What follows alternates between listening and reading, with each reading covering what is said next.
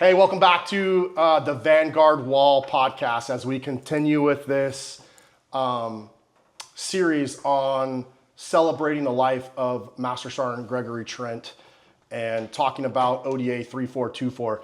Today we have a pretty important member of that ODA, Mike Swenson. Mike was the warrant officer on ODA 3424. And for those of you, as you guys have listened to the story, hopefully you've picked up that the warrant officer not only is a technical proficiency on the team, but he's also the second commander. So as the team, on a typical team of an ODA of 12 people, when you guys run split team ops to truly split the team into two, you have a whole nother command element. You and I prepped for a while. You have a very unique story even before you got up to 3424. But before we dive into that Afghanistan deployment, can you give the listeners just a background of who you are and kind of take us all the way up until you get to 3424? Sure. I grew up on Long Island, New York, and standard middle class upbringing, not really from a military family or anything like that. I joined the Army right at 18 out of high school, left 2 months after I graduated. First assignment was in Germany, went to Bosnia while I was there. Second assignment was at Fort Drum. I went to Sinai while I was there. It was all pre-war. That was all before 01. In Fort Drum, I did some schooling. Being light, you had opportunities there. So I got to go to air assault, sapper school, ranger school, all as a combat engineer when I joined the Army. So I like how you say that so casually. But for those people that were in the Army pre 9/11, like as an engineer, like some of those schools were kind of hard to get. Yeah, the Ranger School was only available at the time to the 18th Airborne Corps units, Brad Campbell Drum. So it was unique, but it was there if you raised your hand. But we had low numbers. There weren't a lot of guys that went. You were like an E4 and E5 when you went, right? I was an E5 when I went, yeah. And then was coming up on time there, and I wanted to be a sapper instructor, for career-wise, but also because I felt like I would be good at it. So I just put it in the packet, and they took me right in because you have to be a ranger to go down there and work. When I was down there, I went to airborne school. I went to mountain warfare school in Vermont, summer and winter. And the towers came down right when I got there, but you can't leave TRADOC. So as I was wrapping up my time there in 03, I decided war is coming and I'm going to go, I want to go with the best. So, I also test myself.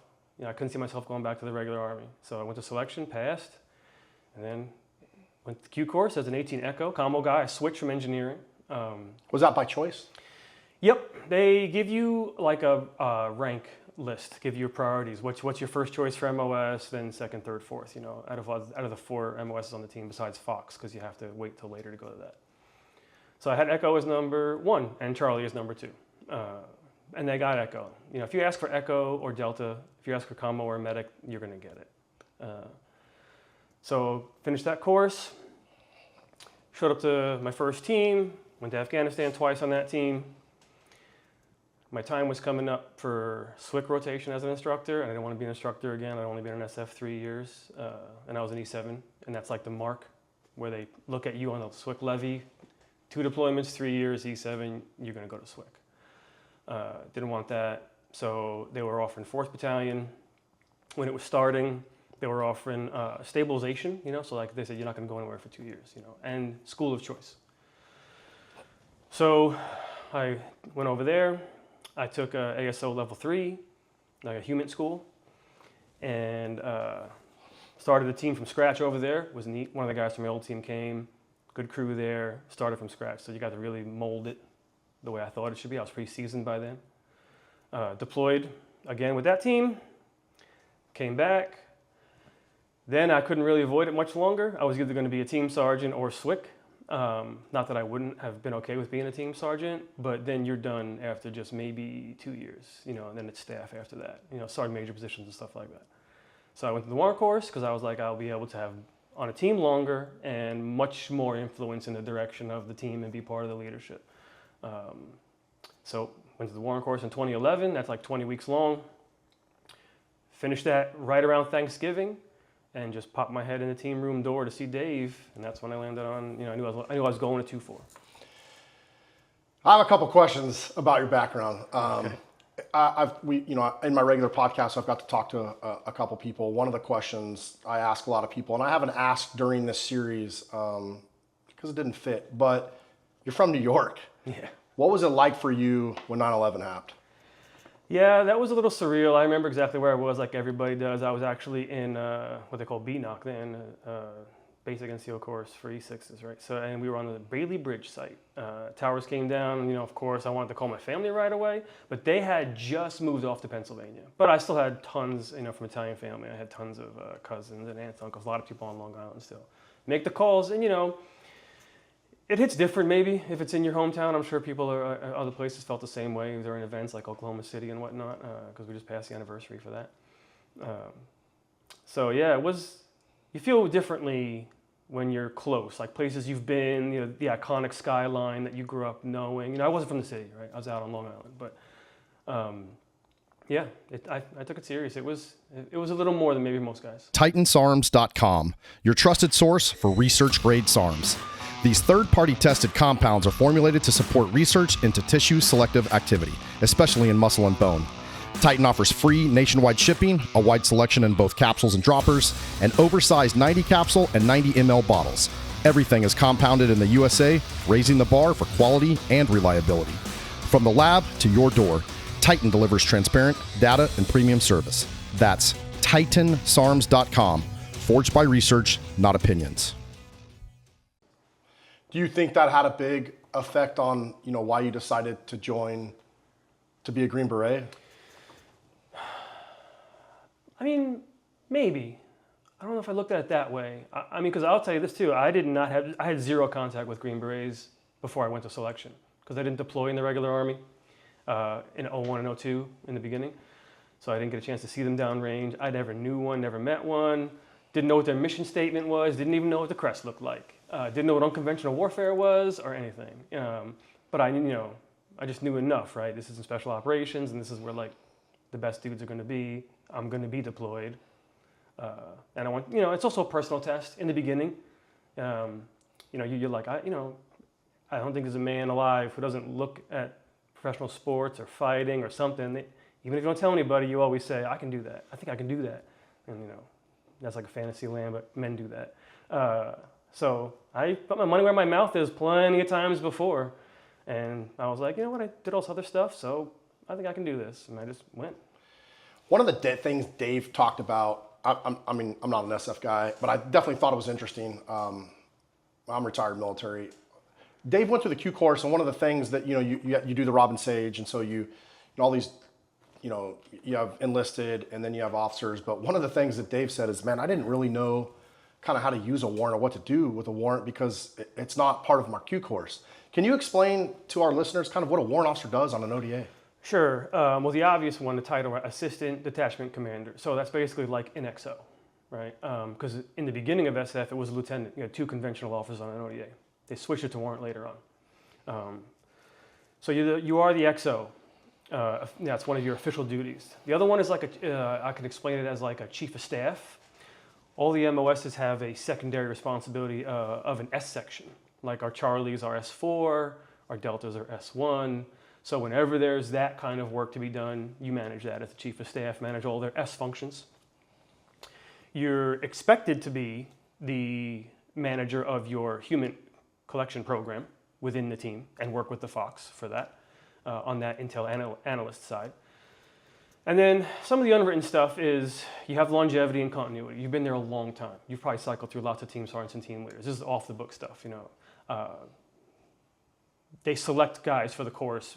You have to meet a certain time frame in SF. You can't just go in your first year in SF. So you mentor young captains coming in. Team sergeants don't usually need it. But you're always there for when, the good ideas come up. And you're like, nah, we tried that. It don't work. Nope, don't do that. It's not gonna work here. It's just like you've been around enough. You try and avoid a lot of the missteps, cycling through a new captain every 18 months with his ideas. Yeah, that's a great point. And you brought up another good point about managing the human. I think very unique to an ODA and to Special Forces is an ODA brings the ability to do its own targeting. And for people that may not understand what that means, when a regular conventional force goes out, like an infantry company or battalion, they have to rely on an outside intelligence apparatus, a unit to get information, get intelligence on the battlefield, because intel drives the battlefield. I don't care what anybody says. Sure. So you have to outsource your intelligence capability to learn about your enemy, to find out what's going on in your area. One of the things that's very unique to an ODA is you guys have your own internal targeting. You know what I mean? Where you're able to find, fix, finish, and further that intelligence cycle all within the team. It's something that's very unique to ODA. So I'm glad you brought that up. Yeah, it's super unique.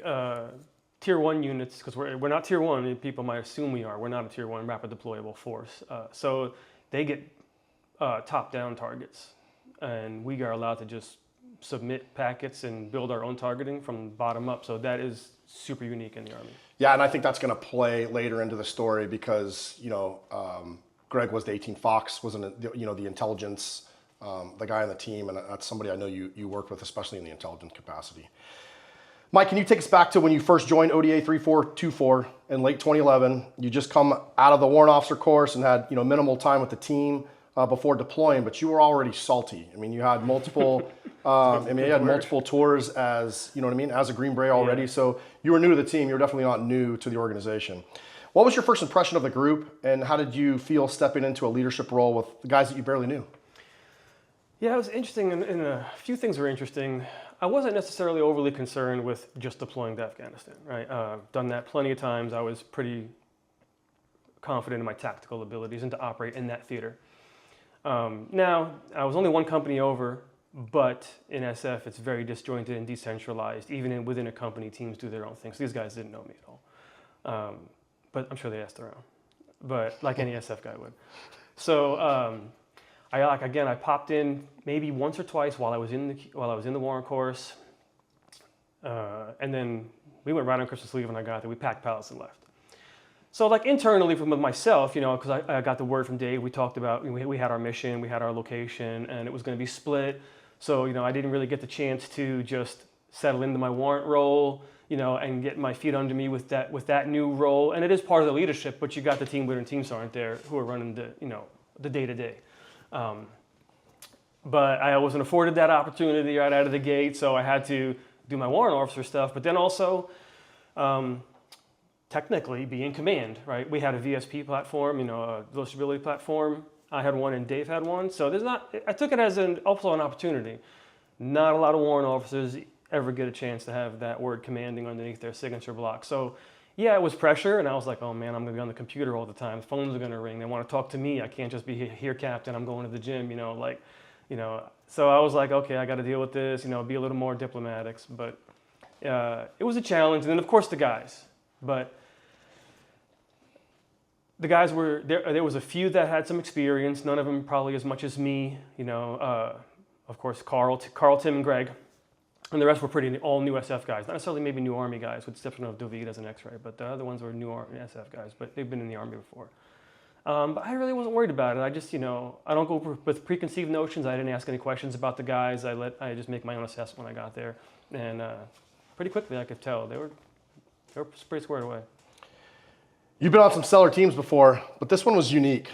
You guys were undermanned, running split ops, and thrown into an unfamiliar AO. We've talked about it on several other parts of this podcast. You guys prepped, and the team was prepped. I know you were in training, but the team had prepped to go to one area of Afghanistan, and then a couple weeks before you guys are ripping into country, you guys find out that your AO has changed. Although that's not totally uncommon in the military, I would imagine for guys that were planning to go one thing, mentally you prepare for something. I think even the PDSS, the pre-deployment site survey, had been done to that other part of the country. So what was that like for you, knowing that you guys, were going to go one place and then you guys are headed to another?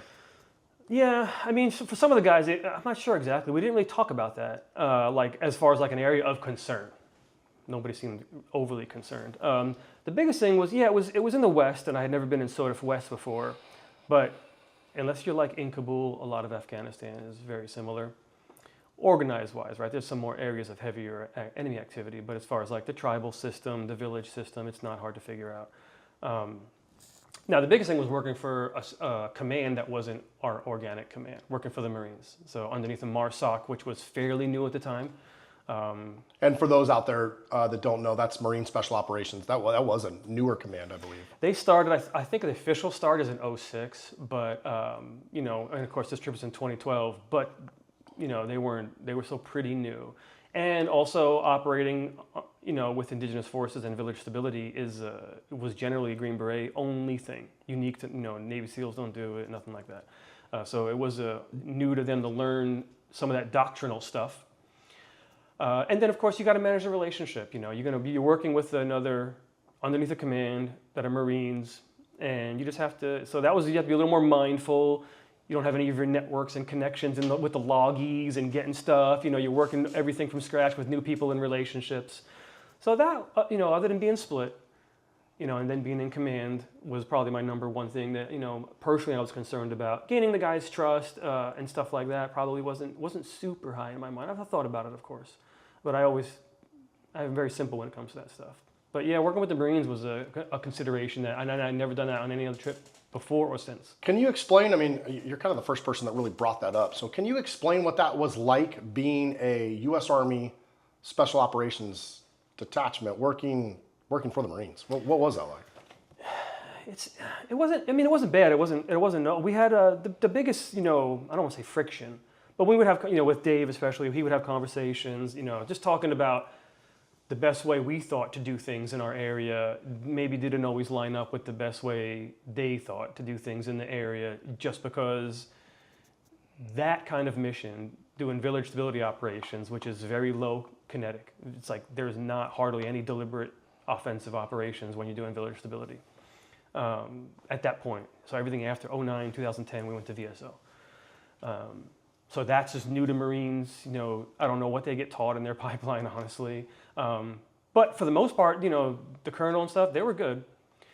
Everything, we didn't have hardly any friction with them. But it was just like differences in managing the overall mission over the course of 10 months, that's all. Yeah, great point. I'm going to ask you kind of a similar question, but a little bit more specific. I mean, you kind of just explained what a warrant officer does, but as a warrant officer on Special Forces ODA 3424, how would you describe your primary responsibilities once you got to Afghanistan?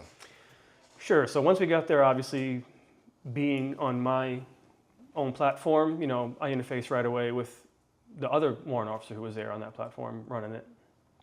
And, you know, I got to do commander RIP, not warrant RIP. You know, I was doing some of that too. So I'm doing the major stuff while the guys are doing their individual areas. So when you guys ripped in, there was 2 ODAs on the 2 different platforms, and you guys were... They were doing the same thing we were doing. But you had, they were running split team ops? They were doing split. Okay.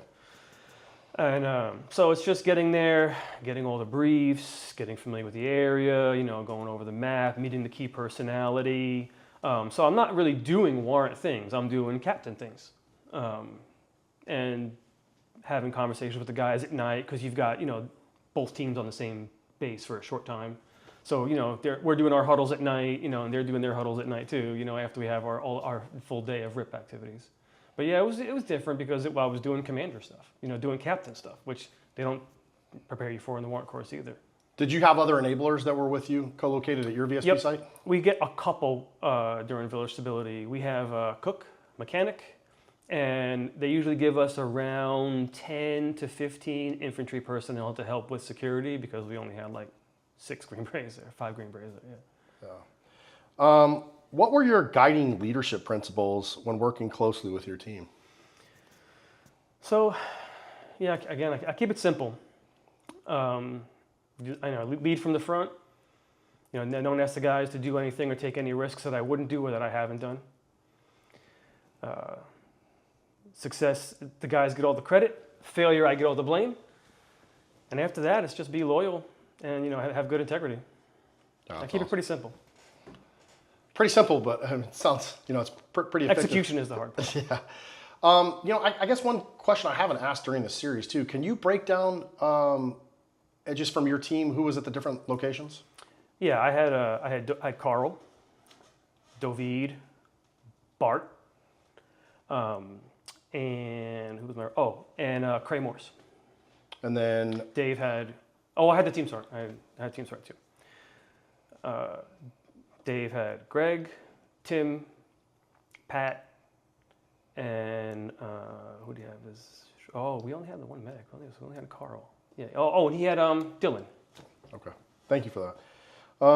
How did you foster trust and maintain morale among your team members during this high pressure deployment, man? Yeah, trust, especially with this group, because I was new and I was in command, so I'm making all the decisions, making the calendar and everything like that. So for me, the trust thing is, again, I try to keep it simple. Like, I was confident in my tactical abilities to be a Green Beret and operate in Afghanistan. So I just figured as long as I was, it's built with a pattern, right? Trust is always built over a pattern of behavior over time.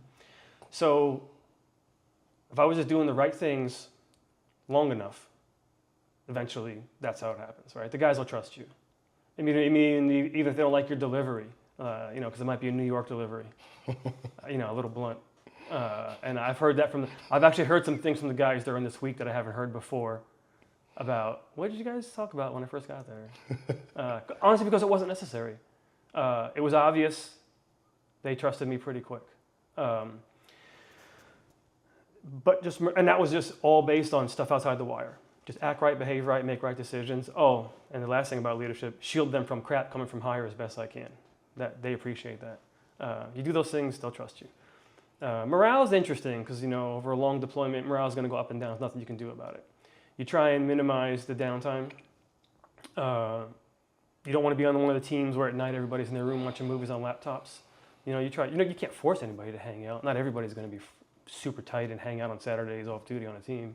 But when you're downrange, you still want to go to the gym together, watch a movie together in the room. You create that. Like, we build a day room. It's like, come in here and watch a movie, or train. We still train downrange hard, go to the range, shoot together. You just try to keep the guys together. You shouldn't let anybody just get comfortable with, I'm just going to go to my room every night.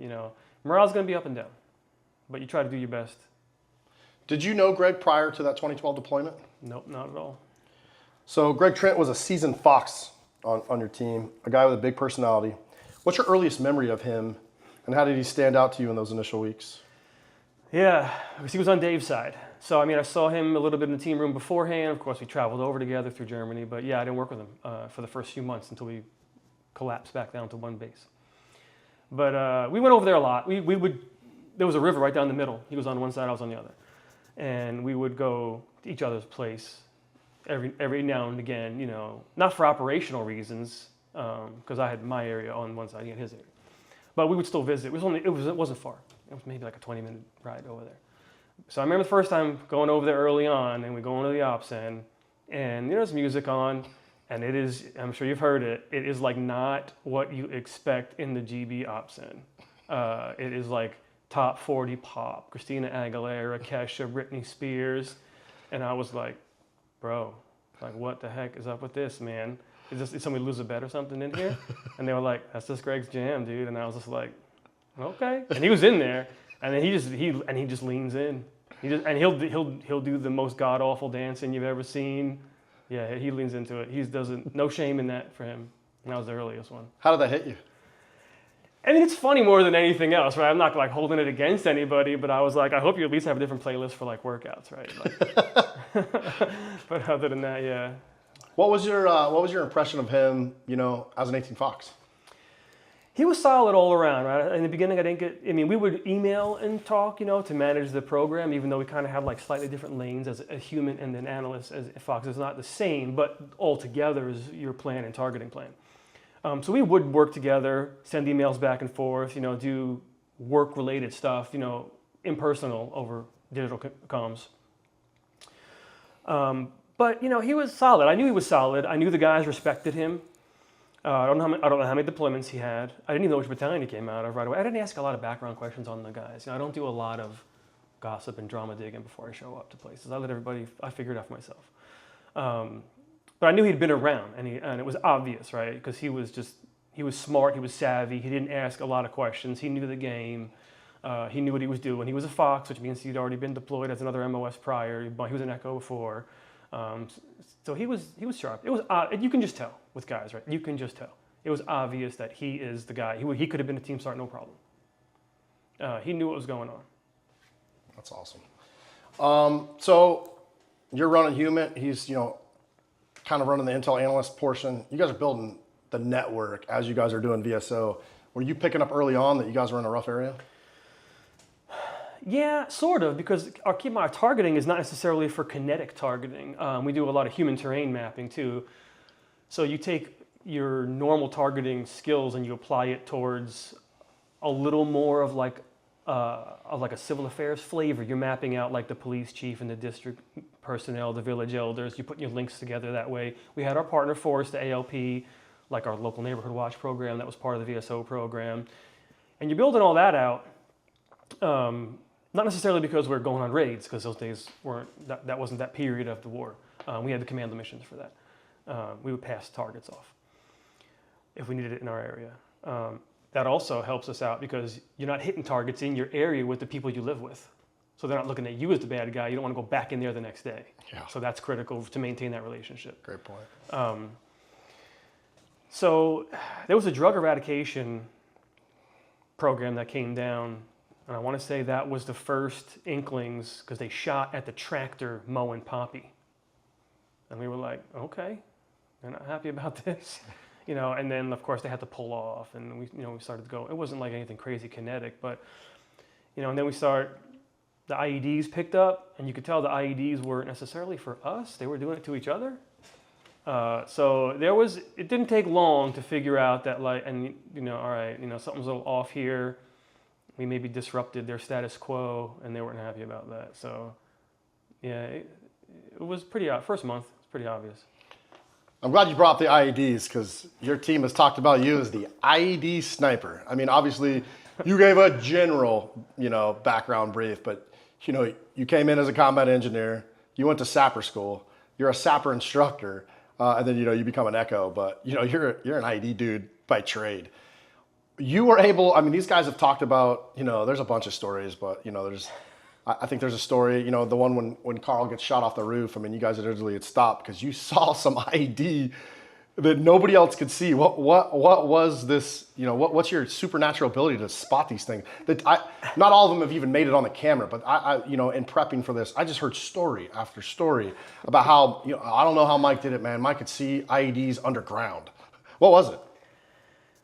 Man, it's hard to explain, but at the same time, it's not, right? So my first couple trips, the Charlies knew that I was an engineer before, so they would come to me on the side, especially as a sapper instructor. I had some street cred.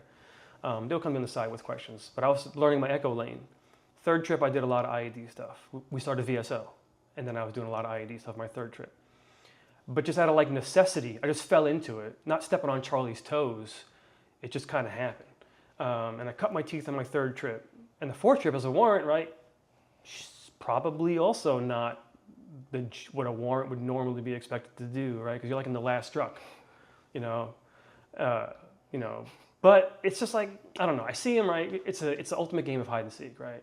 You just know your area, you know your bomb makers, you get used to their TTPs, you have all your analysts' maps from historics, your red dot maps and your heat maps. And could you explain those? Those are like where previous IEDs have been found, exploded? Yep, yeah. And there's no shortage of that in Zerko Valley. Going back years, we have continuity of data in our folders from team to team on each base.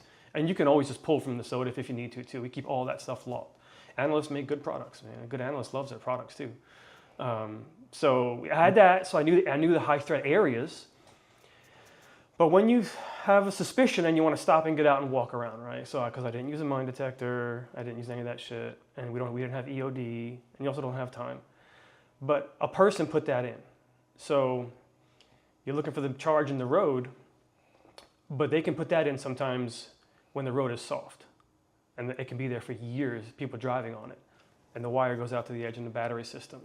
But the batteries don't last forever. So the last place a person had to physically be to put that in is on the edges. So that's the secret. You're scanning the edges, not always on the road. And then anybody that's dug a hole and filled it in knows that it doesn't quite work right when you fill it in. It might just be like a slight depression. I mean, almost impervious to your eye. You look at it, you can't even tell. But over time, the wind blows and rain, like the pebbles collect differently in areas, and that might as well have been painted yellow to me. I could see from like 75 meters out because the pebbles were just in like an area right in the middle of the road, and it wasn't natural. So it was a depression, And that's not to say that everything is an IED. When I'm walking, I poke a lot of depressions. I poke a lot of things that are suspect. And I have worn that tool down to the nub. It's an old pair of engineer crimpers. The one end's got a blasting cap poker on it, and I still have it at home. That's what Dave talked about, man. Dave's like, anytime we'd stop and we'd see an ID, and there's Mike with these crimpers in his hand. That's it. That's my only tool, and some experience and some wit, because it's not luck. I poked a lot of stuff that wasn't IEDs, but it just takes a second, so you're not going to not poke it if you think it's something. And I was just good at it. I just found it. And honestly, that was also instant street cred. When you're walking in front of the trucks and the guys are in the trucks and you're like, hey man, say like 25 meters back from me. And okay, you find IEDs, you look back and they're just like, because that had their name on it. Yeah. So you do a couple of those and then the guys are like, all right. Any good IED stories that, where you found them and, they were either big or, you... Yeah, it's tough, right? Because, some of the ones, like we had a bomb dog, right, with us a bunch of times. We do get rotations of JTACs as an enabler. I forgot to mention that in the beginning. We get a JTAC and we get bomb guys too with dogs, handlers. But anybody who's handled dogs, whether it's drugs or whatever, knows that, dogs have their limitations. It's a great tool. A lot of good dogs and handlers out there. But when it's 120 degrees and you're on the ground running around, right, after 30, 40 minutes, maybe an hour at the most, that, the dog is acting like he's looking, but it might be a little nose blind. This is like just having a deeper understanding of how, which I learned myself when I would talk to these guys. And the dog one time walked right over, and there's me. And so it's the handler and the dog walking, me and trucks. Handler and dog go by, no hits. There's me, IED right there. And the guys were like, we got back that day, and the guys are like, bro, you can't be better than the dog's nose, man. And I'm like, I don't rely on my nose. Yeah. What was that conversation like with the dog handler? Yeah, we had a chat. But I don't hold it against them because those dogs have limitations, and Sure. he's learning too as a handler, right? I mean, you're not there to shit on anybody. No. We're just learning together, and I was around enough to know to not be complacent. And sometimes the dog handler, even their verbiage, they're like, the dog said it's clear. I'm like, the dog said it's clear? Like, that's not really what the dog said. The dog doesn't talk. So it's like this, we're just like, hey man, like I get it. But it's to work together with this. I was a canine handler, and later on in my life I was a canine supervisor, and there is like some type of magic with dogs sometimes. Sometimes it's a little bit of voodoo. So when you say that, like, I laugh because there was times my dog missed things, and people think it's, why didn't the dog find? I'm like, I don't know, man. Dog has a bad day. Like, maybe you have a bad day sometimes too. So I test them all too. I don't take anything. If a handler says my dog is qualified on X, Y, and Z, tomorrow morning out in the back 40 on the base, I'm burying stuff, not telling you where it's at, and we're gonna do a trial run, right? First thing when a new one shows up, out of the gate, mandatory. And I give that advice to everybody after. Could you outline kind of the operational environment in Circle Valley and the unique threats your team was encountering? Yep, Zirkle was a pretty hot area in the early 2000s, but when we first got in, it's just south of Shindan. Shindan's a city and a district in Herat province. River down the middle, base on each side, and just mud huts lined in the entire valley there for a good few kilometers. High mountains on both sides? Yep. Yeah, real high, just like everything else. It's very similar to like Arizona, Las Vegas area. It's, you can see like flat desert and then those high rocky mountains in the background, no green.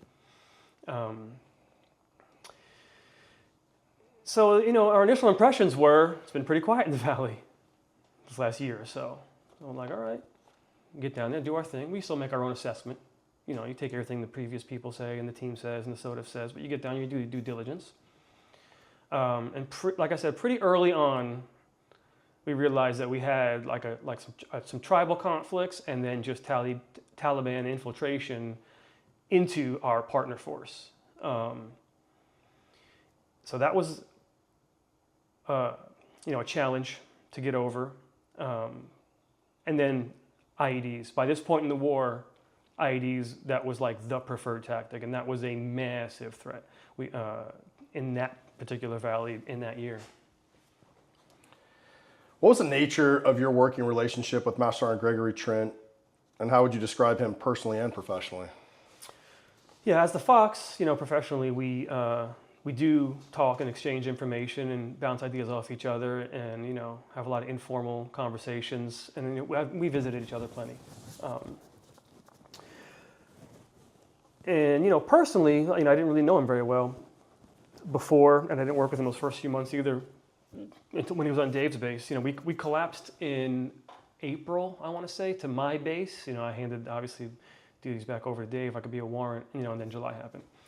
So really only a few months living together with him. But again, like he knew what was going on. He said something, the guys listened.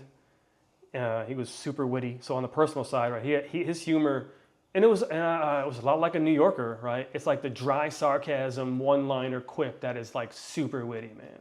Like you could go on the road with that stuff. Massachusetts, man. Yeah, the Northeast, right? Mm-hmm. You know, and he was just, you know, you could tell, you know, he wasn't a young guy that was like just saying weird stuff or being emotional. Very even keel, not easily rattled, and then by that point in the career, most guys aren't. Not emotional, no matter what was going on. Very matter of fact, which is very similar to my personality. So I appreciate that. You know, you didn't have tons of time before the deployment to train with the team and to kind of click up with the team. I mean, you quickly earned your bones, IEDs. You know, you're in this leadership role. Can you talk to me about the first time you guys got troops in contact and you know how that either changed your view of the team or solidified your view of the team? What was the first good one? I don't count some of the pity pat stuff, because there's a lot of engagements in Afghanistan or in combat, I would say, right? Sometimes it's weird. Or just maybe one that sticks out. Yeah. So the first good one was that IED. Is this where the blasting cap didn't go off initially? Yeah. It was that one. And so we were coming back from a full day out. We went over the ridge that day to the next valley. We were doing expanding some of our white space. Went over to the next to go meet with those people. Came back and we were just all light skinned side by sides. Of course, you know, I see it. We're coming to an area that I know. Stop the guys. Get out. Look. Find it. You know, do my job, uncover it, do what I got to do, get my C4 right on it. It was a shell. It wasn't a HME. It was an actual artillery shell. Throw my C4 on it. Pop a hole. And so I had the Charlie bag, right? Because I'm not the Charlie. So I pop a hole in it, throw a blasting cap in it, go back, pull it, boom, cap goes off, some C4 breaks up and flies around, right? That's a low percentage thing. A low order dead is rare. And I worked at the Sapper course and I did a lot of explosive with students month after month, seen a lot of things. That is like a 1%er. So I'm like, God dang it. You know, they start questioning your whole existence. I should have primed it with det cord, you know, and everything else, you know, go back up. Guys are on security doing their normal thing while I'm working. Get it together, and second charge, put it on there, and this is probably 15 minutes. There's a lot of digging because the ground is hard. Like I said, to put it in the ground was hard as concrete. You wouldn't think IED would be there. So it took me a minute to uncover it. They waited all that time watching us mess around or getting set up or whatever. Go up, put that second charge on. Right as I'm backing up, they open up on us in a good one. Pretty close with belt feds, you know. So things shift. We're in light-skinned vehicles, and, you know, got it on right there pretty good. So when I hit that second one, I just laid down. I'm like, you know, real quick, blowing it, boom. No real commands like normal. Hit it, we'll make a huge crater, but we got to get on the other side of that crater. You know, that's the way home. So we're like, Jesus Christ, you know, okay. So we head over, you know, Carl went over. That's when he got his thing over there. I'm sure you heard the story. He got blown off the top of a roof. Yeah, by he took RPG. a little knock on the noggin. And you know, things heated up real quick, and then and the second thing that made it worse. Did you hear about the vehicle that went down on that? Yeah, but I'd love to hear. We'd like to hear your version. So I already had a 1%er, right? A low order det on explosive, like never happens. And now we're in contact, serious contact. And it's not like let's regather and maneuver on these dudes, right? We only had like 10 guys total out with us. One of the trucks, they're all running. It's not a truck, right? The side-by-sides. It's running. Not mine. They juice it, and nothing happens. Right? Literally a bullet went through the radiator and severed the connection between the pedal and the throttle inside. Like, what the heck, man? 1% again, right? This is like, it's weird. Murphy's thrown in, right? But you can't plan for that. So we just abandon it. We pull over, QRF comes rolling out, minigun, do our thing, recover the truck. And that was the first good one for the team. How did that either solidify or change your view of the team? So it was one of those engagements where, I didn't get a chance to look around a lot at what every single person was doing, because they're doing the right thing. Nobody got hurt. And we got back to the base and talked. And calm, dude's a professional, nothing. Even the guys that maybe had never had an engagement before on that level, no issues at all. Everybody doing the right thing. It's impressive to work with guys like that. First come out of the gate, because everybody thinks they know how they're going to act in training when you get shot at, and you don't really know until the first time. No issues, man. Solid. Hey everyone, we are excited to announce our new partnership with an awesome sponsor. When it's time to fuel my training, Alpha Country Training and Nutrition is my go-to. Founded by former Green Beret Spencer Lewis, Alpha Country crafts elite supplements to power warriors and athletes through the toughest challenges. They've got clean, effective supplements for endurance, strength, and recovery, plus apparel that actually performs. Whether you're grinding out early mornings or long miles, Alpha Country helps fuel that mission. One of their flagship products, Stay Ready Endurance, is a game changer, packed with cluster dextrin and ModCarb, a premium, fast-acting, and slow-releasing carbohydrate source that keeps you fueled throughout your duration of your training. It's packed with blueberry and goji berry powders for natural antitoxin protection, has a full multivitamin blend inside, and also has electrolyte support through Himalayan pink salt and potassium. Clean, easy to digest, no bloating or heavy sugar crash that keeps you hydrated and energized during grueling workouts. Whether you're rucking in the heat, crushing high-intensity workouts, or training for Special Forces selection, this intra-workout formula prevents fatigue and keeps you in the fight. Every ingredient is hand-selected for maximum performance because Spencer learned in the field, generic supplements just don't cut it. Alpha Country's entire line is built on transparency and quality, helping you recover faster and train harder. Ready to lead by example? Go to thealphacountry.com and use Vanguard 20 for 20% off your first order. That's thealphacountry.com, code Vanguard20 for 20% off your first order. Power up and stay fueled with Alpha Country. Your body, your community, and your country deserve it.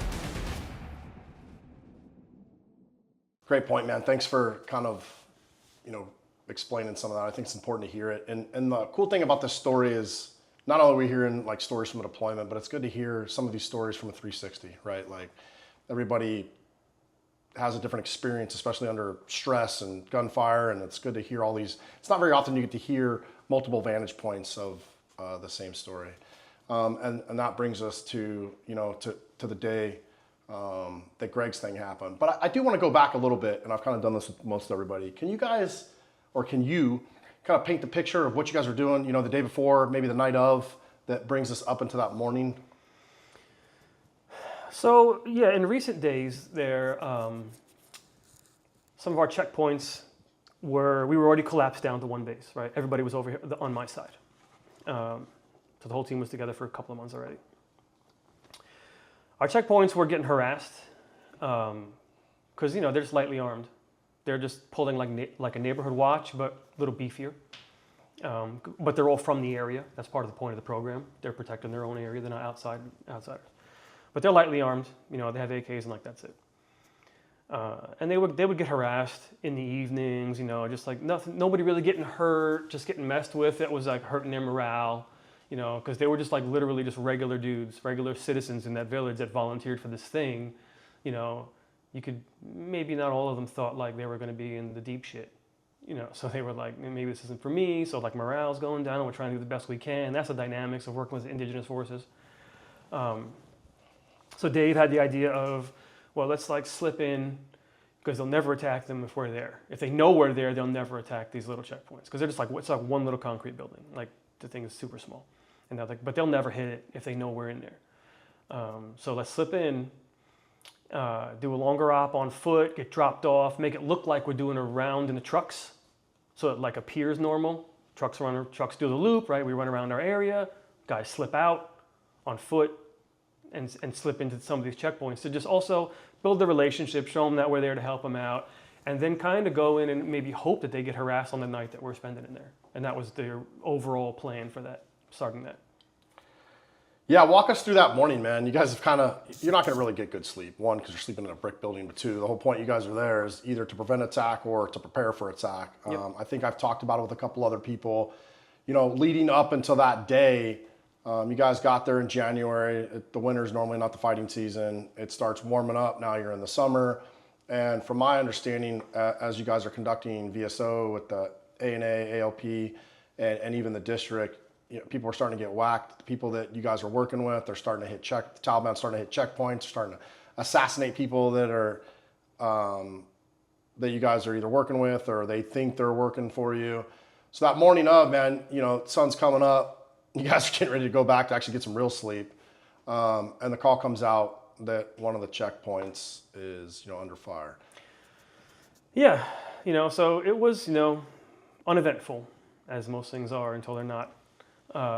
So yeah, we was, it was like mid-morning. It wasn't even super early. We hung in there for a bit. Couldn't tell you what time it was. A little was going on. I couldn't remember the name of where it was, that place, but we were like, all right. It was like sort of on the way back. So we're like, all right, we'll walk over and we'll see if we can do anything for them, if we can help them out and see what goes on. I think we even had some aircraft come and do some flyovers, show a force. Sometimes that's enough to get the minor forces to back down. Well, back up. How did you guys get the call? Do you remember? I don't remember that. It was probably Dave working through the interpreter at that time. Him doing the captain thing. I wasn't the team leader at that time. But we could hear it, but it was in the distance. The popcorn of the... Yeah, just like far away, and you knew it wasn't coming at us. So we were just going over to do what that mission was for those 48 hours, was just to help out, right?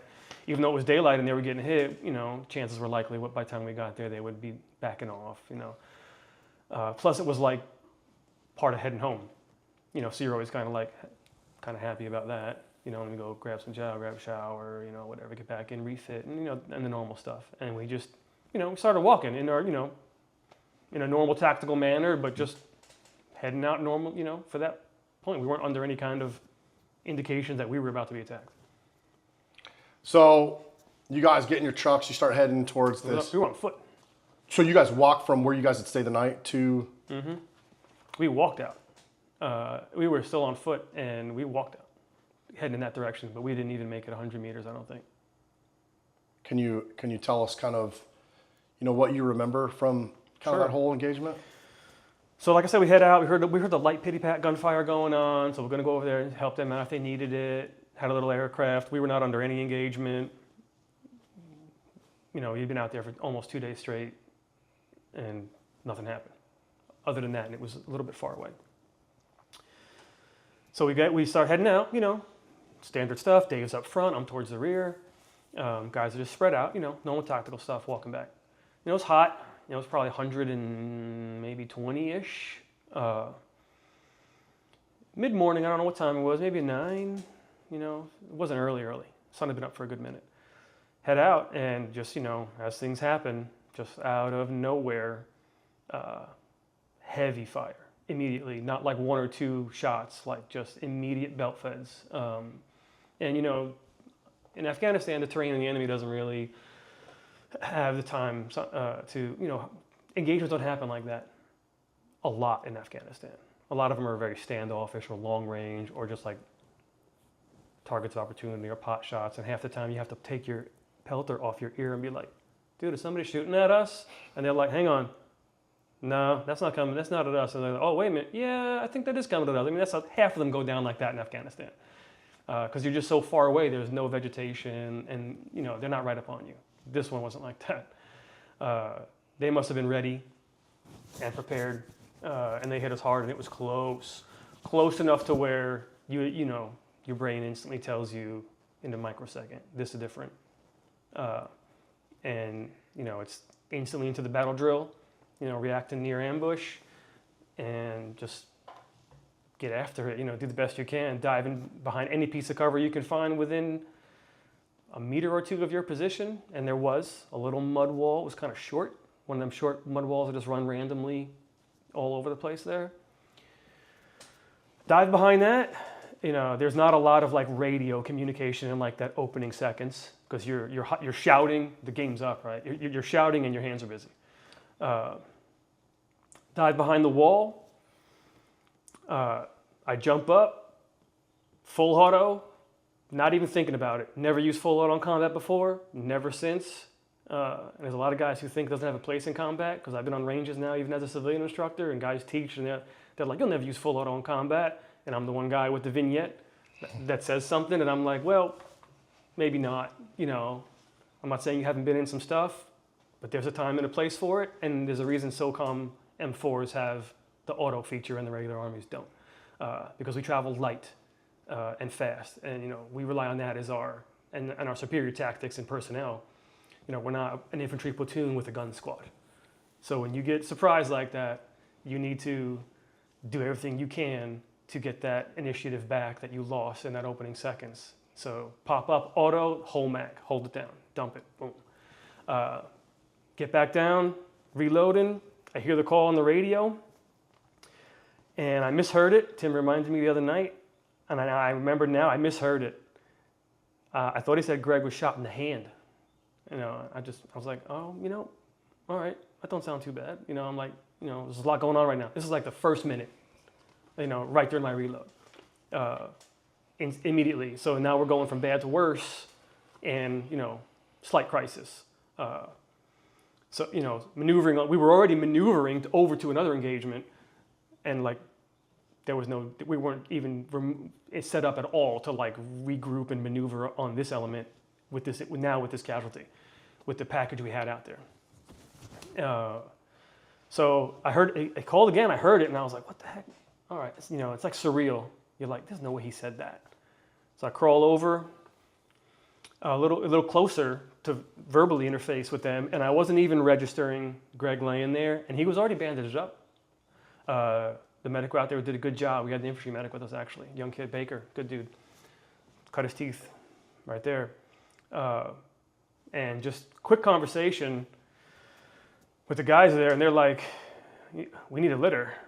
And I'm like, all right, the truck was rolling already. Dave had that squared away. QRF was coming. But the network there's no way a GMV is getting through that to our position, through that, it's just dirt roads and huts. Can't sustain a vehicle of that size, which is why we roll around in light vehicles, and we were on foot for that. So they were like, we need a litter. Decisions get very linear in those situations. It was pretty simple. It's like, all right, guys are engaged still. I mean, all guys full engaged, getting it on, right? Doing what they're supposed to be doing and doing the best we can and shooting everything they had. And they, just like, okay, we need a thing and we don't have a thing, so we got to go get the thing. So I'm like, all right. Can you explain what that thing was? The litter, the rigid litter, because with the traumatic head injury, it is ill-advised to firemen carry that guy out of there because you could make that a lot worse. And then you're not entirely sure if it's maybe a neck or a spinal injuries. So the best option is a rigid litter, not a polis, not a poncho. That's the best option. And it wasn't super far. Before we get to that part, what's the first thing that went through your mind when you heard Greg was hit? It's tough because, I was engaged myself. Everybody was engaged, right? And you got 1,000 things going through your head in that opening seconds. And then it becomes real linear with your bubble. And then you hear that and you're like, okay. And I am part of the leadership, obviously, right? So I'm like, maybe we need to make some decisions here tactically that we maybe didn't think we were going to have to make. And you heard that, and I was like, man, that can't be right, man. Because I totally misheard it the first time. I'm like, hitting the head? And I was like, oh, you take a second maybe to register that, but it is surreal, right? You're having like an out-of-body second. But obviously, you're in a gunfight, right? So you're focused, and it's not emotional. It's just, we got a problem that we need to solve. And you heard that. And by the time I went over and talked to the medic and talked to Dave and them and saw him there, and then it sinks in, you're like, all right, this is bad. Like, we need to figure this out quick. And it's just, it's hard to explain, there's no time for emotion, right? It's just a problem, solve it, the next problem, solve it, the next problem, solve it, using everything you've been trained to do for your entire life, culminating right here.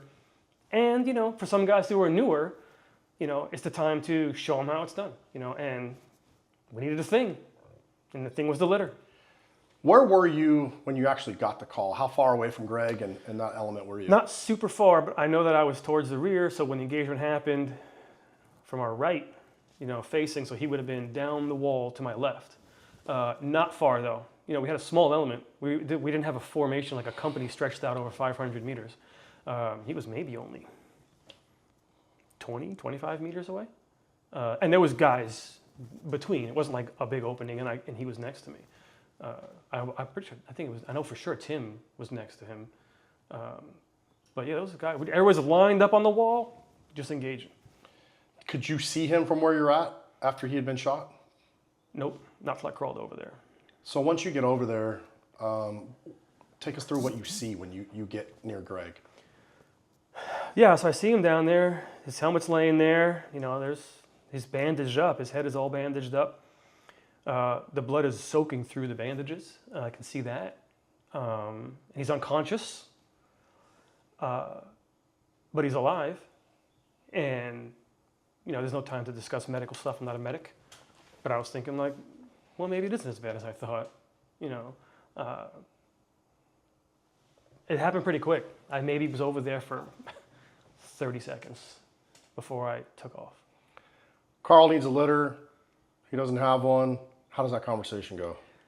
Again, right, it wasn't much of a conversation, and as I've been in these situations, it's weird. It's linear, man. It's hard to explain unless you've been there, because even if you've been in like a car accident or a high stress thing where chemicals are going through you, it's like not the same. Because I've done a lot of stuff, right? Jumping out of planes, climbing mountains and stuff, right? But it's not the same.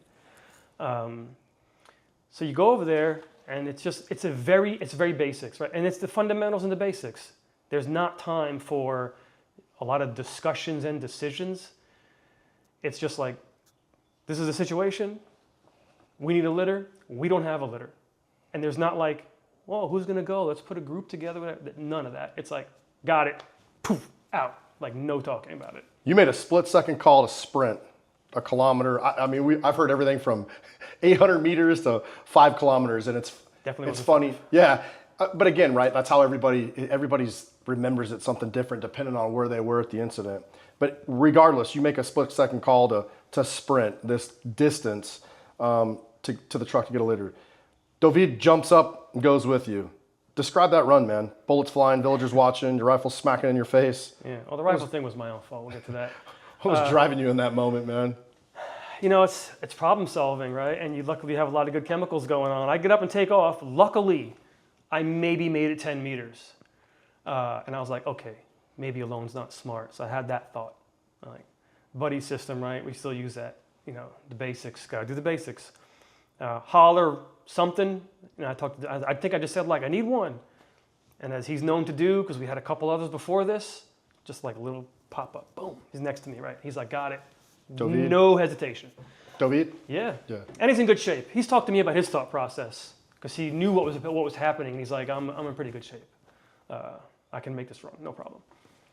We just get up and get after it. And as far as the bullets flying, you might have heard that from other guys and stuff and saying man, I saw them things popping up around the ground around you. And I'm like, I wasn't registering none of that. And there was no IMTing and there was no cover. It was just getting it in a sprint the entire freaking time. Speed, we needed speed. Speed's your security sometimes too. So we were just getting it. And as you're running, in this high stress environment, it's similar to other things, right? You're taking in a lot of information. Your brain is looking at things, but I couldn't tell you if I ran over anything or jumped over a little wadi or went over a wall, right? Because the beauty of those high stress situations is you're processing the information and your brain is immediately dumping everything that's not necessary for mission success, right? It's like an athlete in the zone, right? You're just like, I couldn't tell you shit. I don't even know if David and I spoke on the run.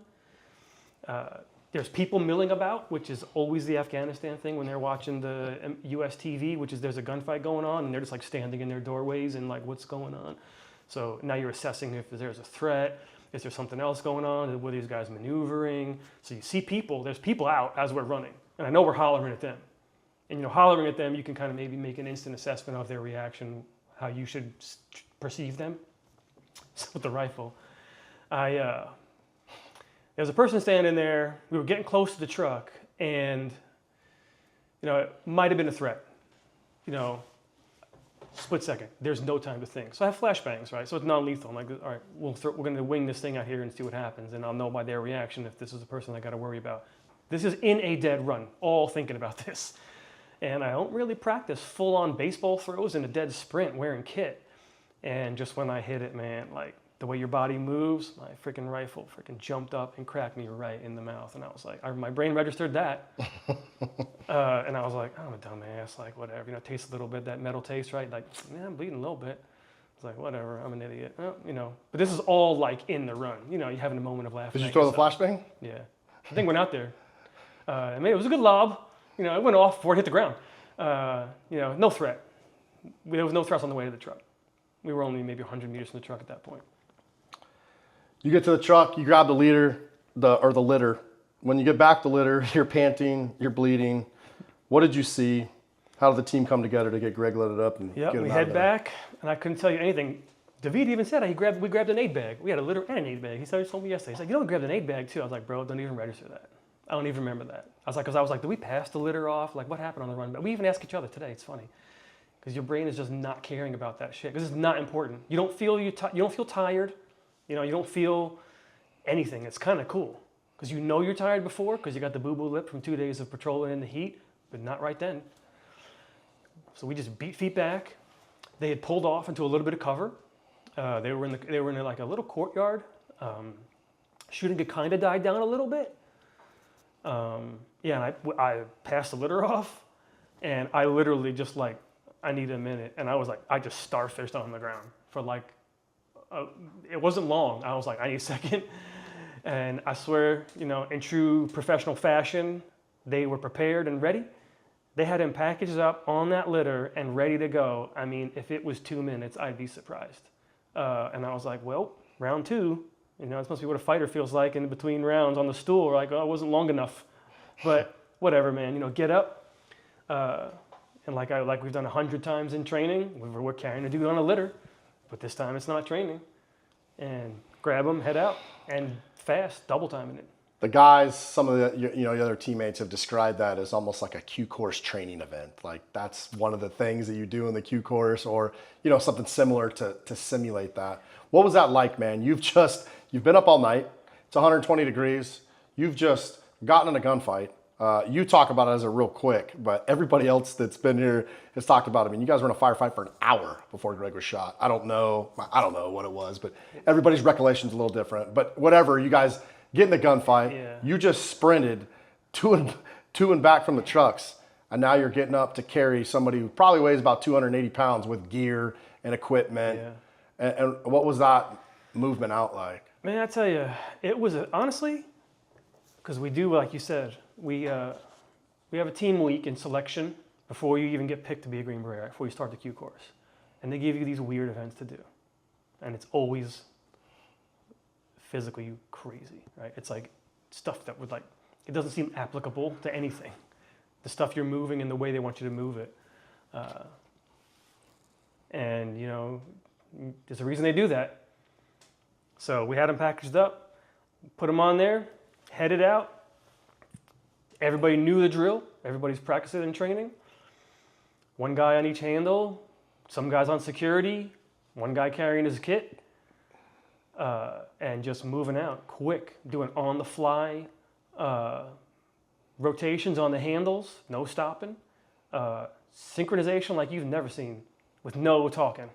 Like just you and one person might be just like, okay, take this handle, take the handle, take the handle. Switch it on your one little piece of the pie. Incredible, professional, fast, efficient, better than training. It was, and then the JTAC, talking to the bird, we can hear it. The bird's coming in, and they're like, we're not landing where you're at. Go a little farther. We're like, all right, we'll go farther. Just keep going. We stopped maybe once or twice on the way in a place we thought was suitable to put a one UH-60 in, because they had an escort, of course. The bad guys generally don't engage you too hard once that Apache's on their escort. So they were like, nope, go a little farther, like pick it up, let's go. There's like no thinking. It's like you don't quit, you never quit, and failure's not an option, because that's just what you train to do. And you just keep going. And finally they were like right there, set them down. I mean, they were only 100 feet. Felt like they were right on top of us. Set it down, loaded them up, and that was that. What was that like, man? A couple other people have talked about it. I know David was helping the JTAC if he wasn't the JTAC. He went to our course. He was, yeah. Yeah, so he was calling in. You guys had fast movers on station. You guys would call in a medevac. I think David, they were starting to call it as soon as he heard it. But they wouldn't land, man. What was that frustration like? It is, right? You register that afterwards, right? Because in the moment, that does no good. And they screen for that in those events in selection. The whiners and complainers get noted. Because if you're doing that in training, what's going to happen when it's for real? So when we're out there for real, yeah, you feel it, but you feel it mostly after, because it's a problem that has to get solved, and complaining isn't going to solve it. So when they're like, not right there, go another 200. There's no back talk. There was no complaining. Dudes are like, roger that, pick it up, move out, and that was that. Afterwards, you're like, man, I wish I would have landed a little sooner. I felt like that spot was okay, but that's hindsight. Can you describe, in your own words, that operation where Master Sergeant Trent was shot, and what that felt to you there in that moment after they put him on the bird and he flies away? That's the moment of the dump, right, of the adrenaline dump. Because the engagement was over, we were far enough away, they weren't pursuing us. So as it flies away, that's when you can finally take a breath. And at the time, all of us, we were optimistic about his chances. So it wasn't necessarily like all doom and gloom, for me, because I honestly felt like he was going to make it, because I didn't witness the injury firsthand. I saw it already bandaged. But he was alive. So I was like, well, we got him out of here alive, so, hopefully it can work out. But yeah, that's a surreal moment. That's when you take a second. And then the base wasn't far. When we got back, once you get in the gate, that's the real breath, right? When you get back. And then you really start to think and take it in. It's quiet. The guys don't talk much, right? In that first, when we pulled back in, you take care of your shit, go relax, go chill out. And then, maybe Dylan, a couple other things. Great. We had his gear, we had his helmet. It was a little messed up. Some of the guys were newer. You don't want them seeing some of that stuff. I told Dylan, hey man, go rinse that helmet out before we bring it back in the house. Just small stuff like that I knew from being around for a minute, especially guys that knew him really well. But I was optimistic of his chances, so I wasn't super emotional right then. You're part of the leadership team, so you're kind of privy to some of that upfront information. Greg was kind of an informal team sergeant almost. Carl was a team sergeant. Officially, yeah. Carl's with Greg, and so it's, you and Dave back. What were those days like between July 31st and August 8th when you guys finally get the word? This is another one I asked the guys this week too, because I was like, I honestly don't remember if we went out in that period or not. Because you also have to understand VSO, right? We go out a lot, almost daily, because it's not deliberate offensive missions. We're just always running around doing medical stuff, talking to villagers, talking to ALP. We're out every day. So like the old days of like the word mission is not like a big air assault into a compound. So they were like, so we did stand down. We had like a little bit of a 3 days. I think we had a few days of a stand down. Also, that might have even been directed, because that happens every once in a while. I can't remember if it was directed or not. We had a few days off, but we went out before the 8th. We went out, and did our normal stuff. Because guys were still, I was anyway, I was optimistic about his chances. And then I guess there's hope too as well, right? You're just like, you're always hoping for the best in that situation. But we did go out before the 8th came. We took a few days and then we went back to work a little bit, we were going out on our normal stuff. When the call came in on August 8th, the Cred didn't make it. Where were you? I was in the ops end, and as the captain does, especially with a call like that, right? He received the call. Dave got the phone call. Even if somebody else answered the phone, I'm sure that person's handed to Dave.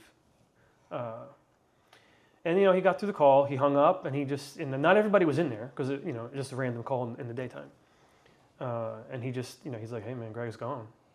And it hits you a minute. And you were like, "Man," because like, "Shit, I thought he was gonna make it." Like we had some hope, and it's hard to you process it, and you're like, "Shit," you just saw him. Called the other guys up. The guys that weren't in there, and he breaks the news to them, the guys that weren't in there, and I could not tell you who was in there and who wasn't in there. He brought them up, and he told them, in not overly dramatic fashion. They just said, "Hey man, he didn't make it," and some guys just walked right out. My room was connected to the ops end on that base there, so like the door went open into the ops end. And you just take a minute, you just process. What was your kind of raw and unfiltered reaction, man? You're sad. You would hope for a different outcome. And, it was the first guy that I was on a team with that was killed, but not the first guy I knew that was killed, or at least knew of. And in this profession, that's a thing. Guys don't make it. And you just do the best you can, with it. But you can't stop operations for at least not for long. We had our few days when we first got back. But of course for that call, you take another pause, a day or two, and everybody processes different. Not a lot of feelings talk, and holding hands and kumbaya stuff right on, SF teams and ODAs, plus you're in combat, right? These guys are professionals. We have a job to do, and you do it. You volunteered to handle Greg's personal effects, packing up his room, dealing with mortuary affairs. Why'd you take that on? And what was it like stepping into that space, handling his beret, his wedding ring, knowing he wasn't coming back? Yeah, that was another first. That was a first for me. For my fourth deployment, that was a first for me. But it wasn't a hard decision, and it just seemed logical knowing him the least. Because it would have been, not that it's easy, but it would have been harder for somebody else. So I just told Dave, yep, I got the sheets, I'll do the inventory, and I'll take care of it. And so, you go in his room, and you might have been in the guy's rooms before, but it's a little different this time, going through a dude's stuff that you would never have a reason to go through. Because the inventory is very detailed. It's like multiple pages. And I did every pen, every pencil. It is a serious process that deserves respect and attention. And so I went to, I had it all packed up. You try to think about it, I guess. But then, then I had to go to mortuary affairs in Bagram. And they're professional there too. Take his boxes. And they re-inventory everything, and they do their own inventory. It was like another page. I was like, man, I thought I had everything, but they do a good job. Separate a few of the items because I never dealt with mortuary affairs before. So I separated things when I didn't know the process, right? Everybody's seen on TV, right? It comes in through Dover or the package, stuff is the effects, and I learned the process a little bit. And decided that, all right, I'm going to grab a few things and I'm going to DHL them right back home. And that was like his beret, wedding ring, a religious necklace, like a crucifix, and dog tags. I think those are the 4 items. I went up to our SOTIF, because I'm on Bagram with our guys, and I took care of it, boxed it up, sent it off to DHL. How does that still sit with you today, man? Which part of it? Just having to do that job. It's weird because it's just like the other. It's like you approach it as a task, right? It has to get done. Emotion creeps in, And then you're like, all right, man, get it together. Like, I got to get this done. But, you know, today, I mean, I'm glad I handled it the way I handled it with the few effects to get back right away. And then just treat a guy with respect, you know, even after he's gone. Thanks for sharing that, Mike. I know that's hard. And it's not easy for me to ask you guys these questions. But, you know, the reason I do it is because there's an audience here that's going to listen to that has no idea what goes on in a war zone. And then when soldiers die, there is a respect, right? There is this way we handle it with dignity, with honor. But there's a lot that people don't get to hear. You know, I did my career in the military. You know, I've worked in other places, and I've known people that have passed away. And this is the part you don't get to hear. And I think it's important for people to hear the personal side of this, right? Because there is a personal side. On top of who Greg was and the great human he was, there's a cost that comes with that sacrifice, and, you know, his family, but also the teammates. And then having to go in somebody's room that's been shot, your teammate, you know, a person that's respected and loved on the team, to walk into that room where this guy stayed. Because, you know, man, on deployments, when you have your own room, it's kind of like your safe, like little sacred space. You know, you might have a couple people come in, you might have talks, but it really is this like unwritten rule, like that's Greg's space. And to walk in there, kind of live with that ghost as you're packing up. So thank you for being open and being willing to tell that part of the story. That deployment was your longest, man, 10 months. And the only time you lost an actual teammate on your team, 11 years on an ODA. How did Greg's death change the team's dynamic for the rest of that trip? You know, you take your minute. We went to Herat, and we had the in-country ceremony. It wasn't a dedicated ceremony for Greg, because you lose guys at a rate that it's impractical to have a ceremony for every guy. So the Marines had their own guys there. You know, there was a handful of dudes at that remembrance ceremony in country. We flew up there, took care of that, flew back. You know, that's like your little bit of mini closure.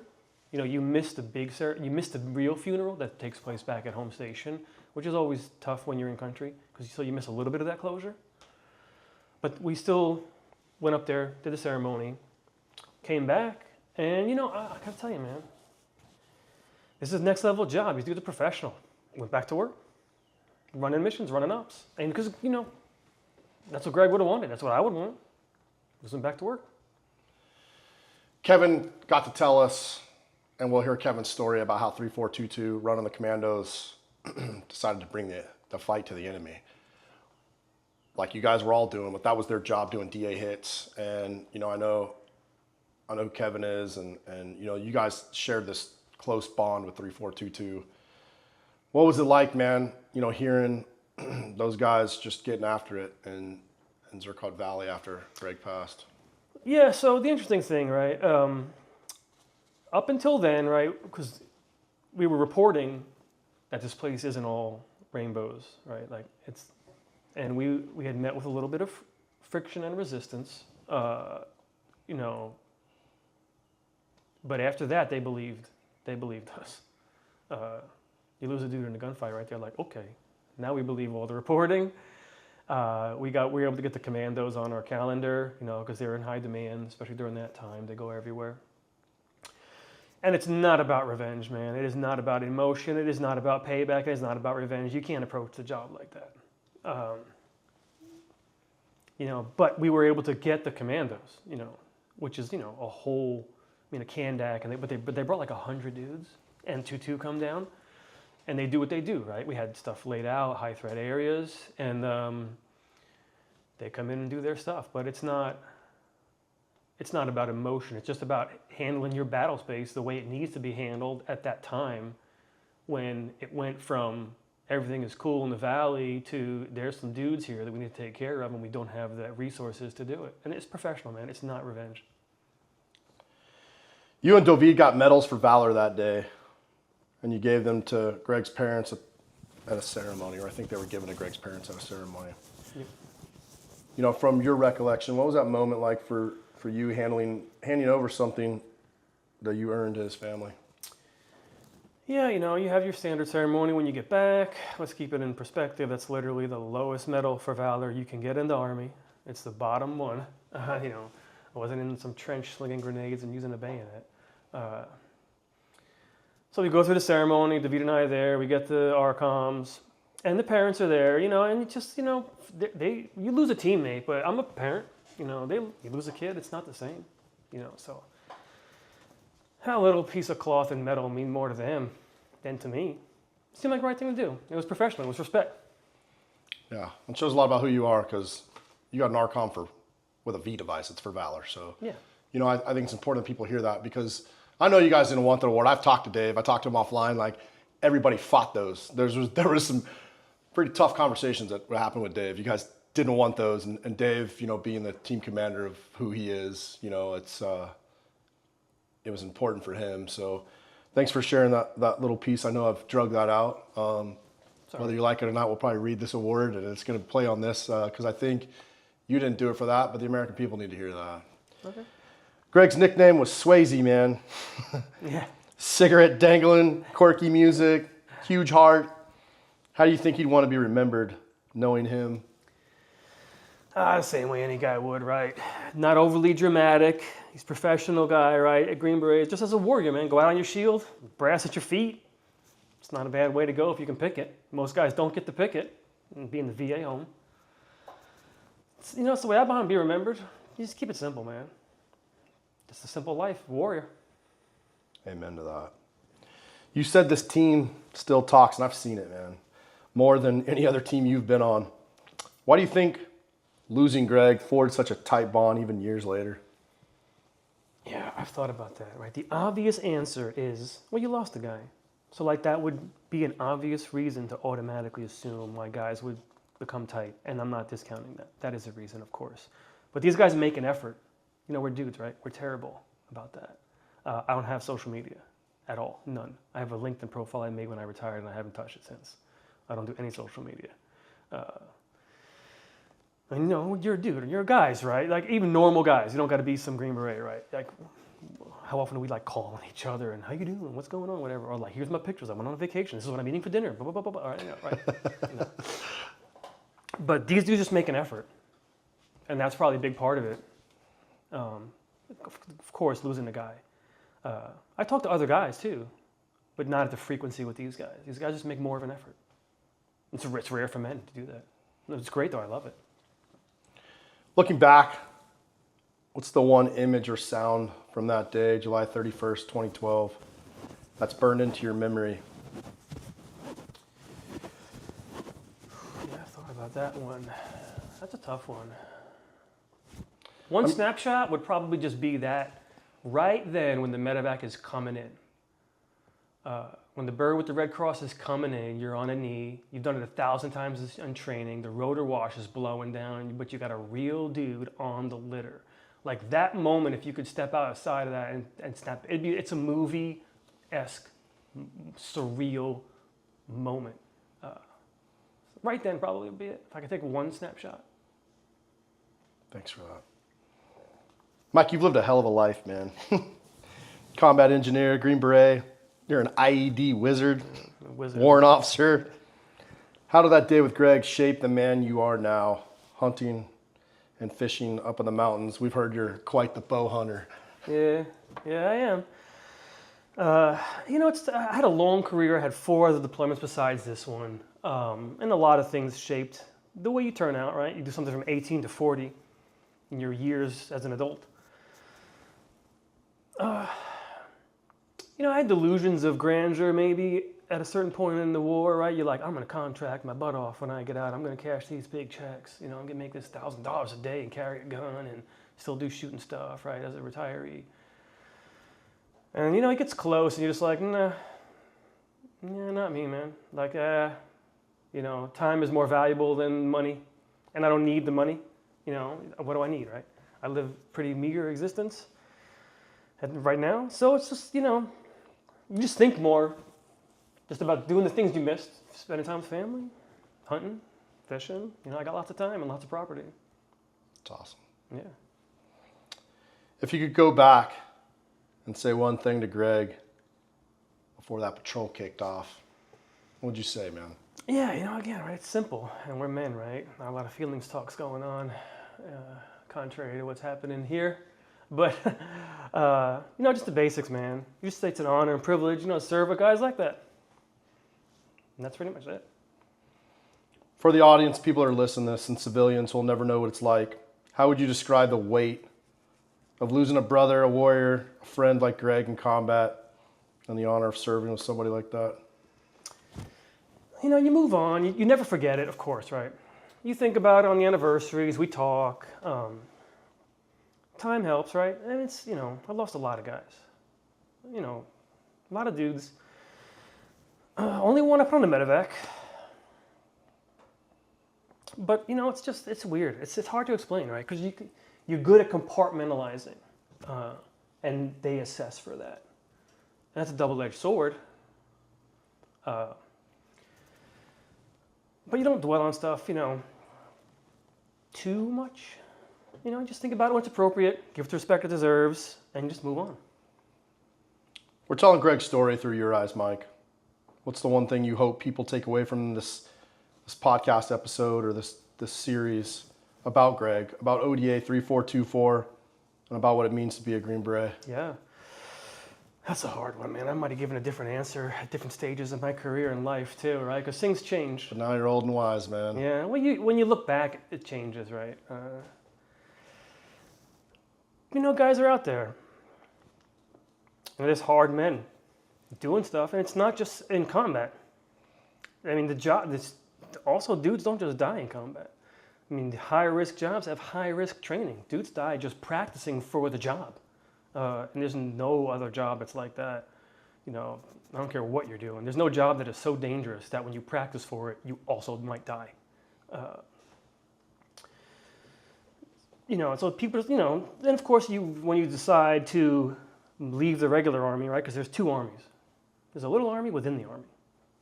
And that army has its own recruiters, its own money, its own training, its own generals, its own buildings, its own mission. It's like you volunteer all over again, but there's a tryout. And those dudes are tough. Everybody thinks they got it. A lot of them don't. And the guys that do, man, they're just incredible humans. Guys that could have done literally, anything with their lives. Anything. Some of these dudes could have been pro athletes, I'm convinced. And just tough, hard dudes. And just driven, motivated, all shapes and sizes and backgrounds. But it's what's in here.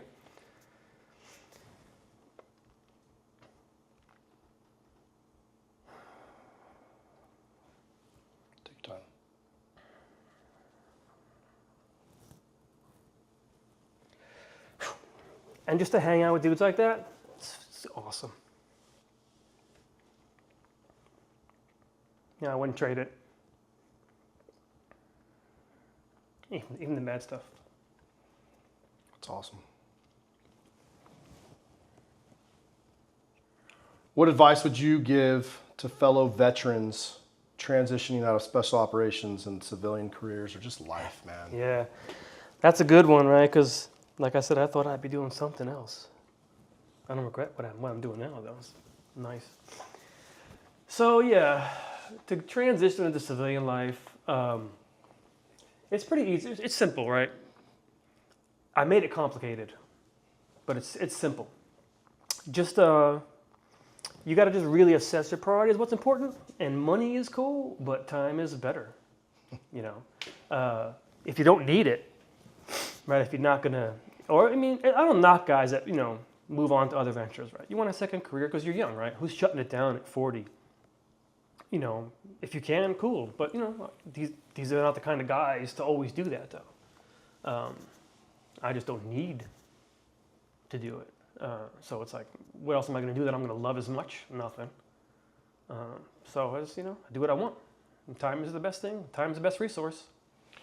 I'm glad you bring that up. That's something I tell people in my personal life, right? I think we spend the earlier parts of our life chasing money. Maybe not even inadvertently. For me, it wasn't a wealth thing, but money makes the world go round, right? More money, better house, better life, better things for your kids, et cetera, et cetera. But I think as I've gotten long in the tooth, I realized too, man, like time is the one thing that we're all losing, right? Yeah. And you focus this never-ending goal on money, but you miss out sometimes on what's important to you. And it is time, whether it's time with your spouse, time with your friends, time with your kids, time. People miss that, right? And we're all dying, right? Some of us faster than others. Unfortunately, that's why we're having this talk. But you brought up a great point about time, and that's something I wanted to drive a nail home as well. What message would you share with current and future Special Forces soldiers based on your extensive experience? Yeah, this one again is not as complicated as you would think, right? There's no hour-long seminar that I would stand up and talk to Q course kids about. It's pretty simple, right? You train hard. Train real hard. It'll come in handy, and you'll regret it if you didn't. And the last one is the basics, man. I talk about this to guys all the time. It's Special Forces, and I keep an ear to the ground a little here and now, and I get it. We have extra money and all this toys and technology and things that are coming out about possible future adversaries and whatever, right? But, dude, SF isn't great because we have the best tech and the most money. Well, because we don't. Probably in either one of those. It's the damn basics, man. Mastering the basics is always what wins the day. It's shoot, move, and communicate with hard men, and that is it. Master the basics, and you're never too good to do the fundamentals ad nauseum. Great. In your opinion, what critical lessons should the broader American public understand about the sacrifices and realities faced by Special Forces personnel? Yeah, like I said, it's different, right? It's two armies. It's a guy that volunteered again after he joined the Army and had to do, all service is noble. Right, I get it. It's all noble and honorable, whatever you're doing. Serving your country is a noble endeavor. But there's a group of guys that don't want to do more. And it's not just like the first time when you raised your hand and you're fairly healthy and you just go right in, right? The training is set up for the average person. It's not terribly difficult. But you volunteer again, but this time it's a tryout because maybe they don't want you. Wanting it's not enough. And you're like, okay, that's weird. Just like the tryout process in the military. It's like you wrap your brain around that the first time. Everybody hears it, selection, right? And the dudes that make it, you go on, you pass the training, but it doesn't end there. Your real Green Beret life starts on the team, right? You just pass training. A lot of guys can pass training because we throw guys out on teams all the time after training. Just because you pass the training doesn't mean anything. And these dudes are hard dudes that sacrifice a lot. Yeah, and you're not wrong to use that word, but it's a trade. Because what you get is awesome. For a short period, you're the best. With the best guys doing the coolest, craziest stuff. And it's worth it. It's crazy to sit here and watch you talk about it because I see you in your mind go back to some of those places. It's, man, sometimes that is the thing. As we get older, we go back and we think about those memories, man. Mike, I just want to thank you. I just want to thank you for being open, being vulnerable. As I got to know you and we set this whole process up, which has taken months, you're still the gatekeeper of the ODA. You and I talked on the phone probably a couple times, more than most, and I loved it, man. You're always, I wouldn't say poking and prodding, but, you're trying to, determine my motivation and am I worthy to tell this story, and, thank you for the trust, right? Like that was, ultimately you were pretty forceful. I found out later in the group text, asking the questions, and I love that about you. I love that personality. I love that you still, it's still, even though this ODA has been separated, half you guys are out of the military. Like you guys come back together, and even within this group, you guys still have these roles. Carl's still the team sergeant. Carl's been here through, you're still like the technical dude that people are, leaning on like, hey man, should we do this? Is this all right? You're still that voice of reason. I heard it from different places and from you yourself too, as you ask me those questions. I'm an intel guy by trade, and I just appreciated that about you. And I've enjoyed our interaction. I've enjoyed listening, to get to know you as a person. And again, man, thank you for what you did for our country. It always sounds weird when one veteran thanks another, but thank you, man. Thank you for your service. Special Forces is special because of guys like you.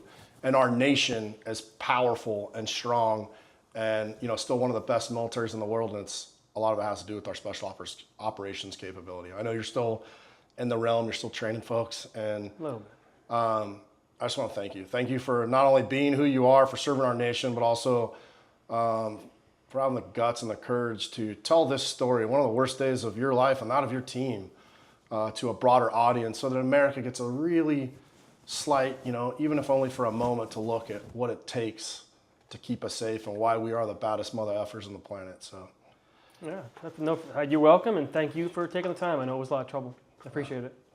So, thank you guys for taking this ride for us. Stay tuned. We got this series coming out and all these different pieces of this story as we put together this 360 view, not only of the life and of Master Sergeant Gregory Trent, but also this ODA 3424 that was Gregory Trent and this team. So you guys stay safe out there, and if you can't be safe, be violent out here.